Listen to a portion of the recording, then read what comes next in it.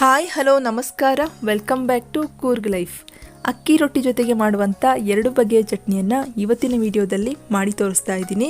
ಕೊಡಗಿನ ಸಾಂಪ್ರದಾಯಿಕ ಶೈಲಿಯಲ್ಲಿ ಮಾಡುವಂಥ ಎಳ್ಳಿನ ಚಟ್ನಿ ಹಾಗೆ ಹುರುಳಿಕಾಳಿನ ಚಟ್ನಿಯನ್ನು ಫಟಾಫಟ್ ಅಂತ ಕೆಲವೇ ನಿಮಿಷಗಳಲ್ಲಿ ಮಾಡ್ಕೊಳ್ಬೋದು. ತುಂಬಾ ರುಚಿಯಾಗಿರುತ್ತೆ. ಅಕ್ಕಿ ರೊಟ್ಟಿ ಜೊತೆಗೆ ಹೇಳಿ ಮಾಡಿಸಿದಂಥ ರೆಸಿಪಿ ಅಂತಲೇ ಹೇಳ್ಬೋದು.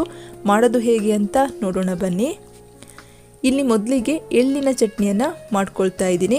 ಹಾಗಾಗಿ ಬಾಣಲೆ ಬಿಸಿ ಆದಮೇಲೆ ಅರ್ಧ ಕಪ್ನಷ್ಟು ಬಿಳಿ ಎಳ್ಳನ್ನು ಮೀಡಿಯಂ ಫ್ಲೇಮ್ನಲ್ಲಿ ಇಟ್ಟು ಹುರ್ಕೊಳ್ತಾ ಇದ್ದೀನಿ. ಈ ರೀತಿ ಹುರಿದು ಚಟ್ನಿಯನ್ನು ಮಾಡ್ಕೊಳ್ಳುವಾಗ ಹೈ ಫ್ಲೇಮ್ನಲ್ಲಿ ಇಟ್ಟು ಹುರ್ಕೊಳ್ಳೋದಕ್ಕೆ ಹೋಗಬೇಡಿ. ಎಳ್ಳು ಇಲ್ಲಿ ಸೀದೋದ್ರೆ ಚಟ್ನಿಯ ಟೇಸ್ಟ್ ಚೆನ್ನಾಗಿ ಬರೋದಿಲ್ಲ. ಹಾಗಾಗಿ ಲೋ ಫ್ಲೇಮ್ನಲ್ಲಿ ಅಥವಾ ಮೀಡಿಯಂ ಫ್ಲೇಮ್ನಲ್ಲಿ ಇಟ್ಟು ಹುರ್ಕೊಳ್ಬೇಕು. ಇಲ್ಲಿ ಖಾರಕ್ಕೆ ನಾನು 2 ಒಣಮೆಣಸನ್ನು ಹಾಕ್ಕೊಂಡು ಹುರ್ಕೊಳ್ತಾ ಇದ್ದೀನಿ. ಇಲ್ಲಿ ಎಳ್ಳು ಚೆನ್ನಾಗಿ ಫ್ರೈ ಆಗಿ ಚಟಪಟ ಅಂತ ಸಿಡಿತಾ ಇದೆ ನೋಡಿ. ಇಷ್ಟ ಆದರೆ ಸಾಕು. ಇಲ್ಲಿ ಹುರಿದಿರುವಂಥ ಎಳ್ಳನ್ನು ಒಂದು ಮಿಕ್ಸರ್ ಜಾರಿಗೆ ಹಾಕ್ಕೊಳ್ತಾ ಇದ್ದೀನಿ. ಹಾಗೆ ಇದಕ್ಕೆ ಅರ್ಧ ಕಪ್ನಷ್ಟು ತೆಂಗಿನಕಾಯಿಯನ್ನು ಹಾಕ್ಕೊಳ್ತಾ ಇದ್ದೀನಿ. ಈಗ ಇದಕ್ಕೆ ಕಟ್ ಮಾಡಿರುವಂಥ ಈರುಳ್ಳಿಯನ್ನು 1 ಟೀ ಸ್ಪೂನಷ್ಟು ಹಾಕ್ಕೊಳ್ತೀನಿ. ಇದರ ಜೊತೆಗೆ ಸ್ವಲ್ಪ ಕರಿಬೇವಿನ ಎಲೆಗಳನ್ನು ಹಾಕ್ಕೊಂಡು ಒಂದು ಚೂರು ಬೆಲ್ಲವನ್ನು ಸಹ ಹಾಕ್ಕೊಳ್ತಾ ಇದ್ದೀನಿ. ಹಾಗೆ ಒಣಮೆಣಸನ್ನು ಹಾಕ್ಕೊಂಡು ರುಚಿಗೆ ಬೇಕಾಗುವಷ್ಟು ಉಪ್ಪನ್ನು ಹಾಕ್ಕೊಳ್ತಾ ಇದ್ದೀನಿ. ಈಗ ಇವೆಲ್ಲವನ್ನು ಚೆನ್ನಾಗಿ ರುಬ್ಕೊಳ್ಬೇಕು. ನೀರನ್ನು ಹಾಕದೆ ತರಿತರಿಯಾಗಿ ರುಬ್ಕೊಳ್ತೀನಿ ನೋಡಿ.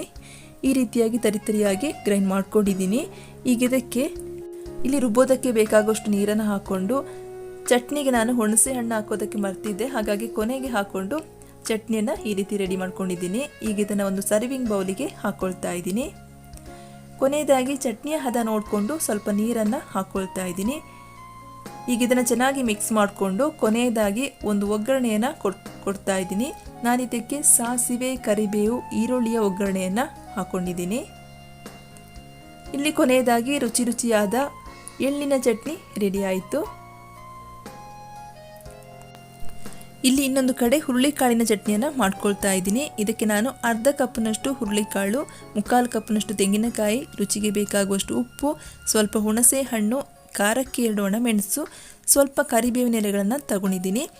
ಮೊದಲಿಗೆ ನಾವಿಲ್ಲಿ ಹುರುಳಿಕಾಳನ್ನು ಹುರ್ಕೊಳ್ಬೇಕು.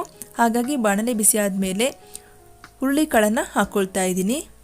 ನಾವಿದನ್ನು ಮೀಡಿಯಂ ಫ್ಲೇಮ್ನಲ್ಲಿಟ್ಟು ಹುರ್ಕೊಳ್ಬೇಕು. ನಾನು ಆವಾಗಲೇ ಹೇಳಿದಾಗೆ ಈ ರೀತಿಯಾಗಿ ಹುರಿದು ಚಟ್ನಿಯನ್ನು ಮಾಡ್ಕೊಳ್ಳುವಾಗ ಆದಷ್ಟು ಲೋ ಫ್ಲೇಮ್ನಲ್ಲಿ ಅಥವಾ ಮೀಡಿಯಂ ಫ್ಲೇಮ್ನಲ್ಲಿಟ್ಟು ಹುರ್ಕೊಳ್ಬೇಕು.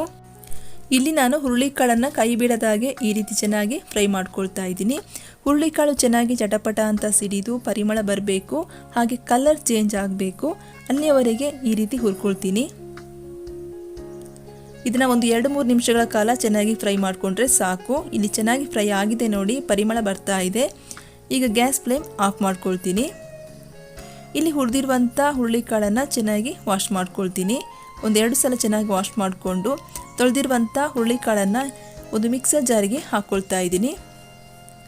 ಈಗ ಇದಕ್ಕೆ ಒಂದು 1/4 ಕಪ್ನಷ್ಟು ತೆಂಗಿನಕಾಯಿನ ಹಾಕ್ಕೊಂಡು ಖಾರಕ್ಕೆ 2 ಒಣಮೆಣಸನ್ನು ಹಾಕ್ಕೊಳ್ತಾ ಇದ್ದೀನಿ. ಹಾಗೆ ಸ್ವಲ್ಪ ಕರಿಬೇವಿನ ಎಲೆಗಳನ್ನು ಹಾಕ್ಕೊಂಡು ರುಚಿಗೆ ಬೇಕಾಗುವಷ್ಟು ಉಪ್ಪು, ಸ್ವಲ್ಪ ಹುಣಸೆ ಹಣ್ಣನ್ನು ಹಾಕ್ಕೊಂಡು ತರಿತರಿಯಾಗಿ ಗ್ರೈಂಡ್ ಮಾಡ್ಕೊಳ್ತೀನಿ. ಇಲ್ಲಿ ನೋಡಿ ಈ ರೀತಿಯಾಗಿ ಗ್ರೈಂಡ್ ಮಾಡ್ಕೊಂಡಿದ್ದೀನಿ. ಈಗ ರುಬ್ಬೋದಕ್ಕೆ ಬೇಕಾಗುವಷ್ಟು ನೀರನ್ನು ಹಾಕ್ಕೊಂಡು ಫೈನ್ ಪೇಸ್ಟ್ ಮಾಡ್ಕೊಳ್ತೀನಿ. ಇಲ್ಲಿ ಚಟ್ನಿ ರುಬ್ಬಿ ಆಗಿದೆ ನೋಡಿ. ಈಗ ಇದನ್ನು ಒಂದು ಸರ್ವಿಂಗ್ ಬೌಲಿಗೆ ಹಾಕ್ಕೊಳ್ತಾ ಇದ್ದೀನಿ. ಇಲ್ಲಿ ನಾನು ಚಟ್ನಿಯ ಹದ ನೋಡಿಕೊಂಡು ನೀರನ್ನು ಹಾಕ್ಕೊಂಡು ಚೆನ್ನಾಗಿ ಮಿಕ್ಸ್ ಮಾಡ್ಕೊಳ್ತೀನಿ. ನಾನಿಲ್ಲಿ ಈ ಒಂದು ಚಟ್ನಿಗೆ ಒಗ್ಗರಣೆಯನ್ನು ಮಾಡ್ಕೊಳ್ತಾ ಇಲ್ಲ, ಬೇಕಿದ್ದರೆ ಮಾಡ್ಕೊಳ್ಬೋದು ನೋಡಿ. ಚಟ್ನಿಯನ್ನು ಈ ಹದದಲ್ಲಿ ರೆಡಿ ಮಾಡ್ಕೊಂಡಿದ್ದೀನಿ. ಇಲ್ಲಿ ಕೊನೆಯದಾಗಿ ಹುರುಳಿಕಾಳಿನ ಚಟ್ನಿ ರೆಡಿಯಾಗಿದೆ. ನೋಡಿದ್ರಲ್ವಾ ಎಷ್ಟು ಸುಲಭವಾಗಿ ಕೆಲವೇ ನಿಮಿಷಗಳಲ್ಲಿ ಈ 2 ಚಟ್ನಿಯನ್ನು ಮಾಡ್ಕೊಳ್ಬೋದು ಅಂತ. ನಾನು ಇದನ್ನು ಸರ್ವ್ ಮಾಡಿ ತೋರಿಸ್ತಾ ಇದ್ದೀನಿ. ಇವತ್ತಿನ ಈ ರೆಸಿಪಿಯನ್ನು ನೀವು ಒಮ್ಮೆ ಮನೆಯಲ್ಲಿ ಟ್ರೈ ಮಾಡಿ ನಿಮ್ಮ ಅನಿಸಿಕೆಯನ್ನು, ಅಭಿಪ್ರಾಯವನ್ನು ತಿಳಿಸ್ಬೋದು. ಹಾಗೆ ಸಬ್ಸ್ಕ್ರೈಬ್ ಆಗದೆ ವಿಡಿಯೋ ನೋಡ್ತಾ ಇದ್ದರೆ ಸಬ್ಸ್ಕ್ರೈಬ್ ಆಗಿ. ಮತ್ತೊಂದು ಹೊಸ ರುಚಿಯೊಂದಿಗೆ ಮತ್ತೆ ಸಿಗೋಣ.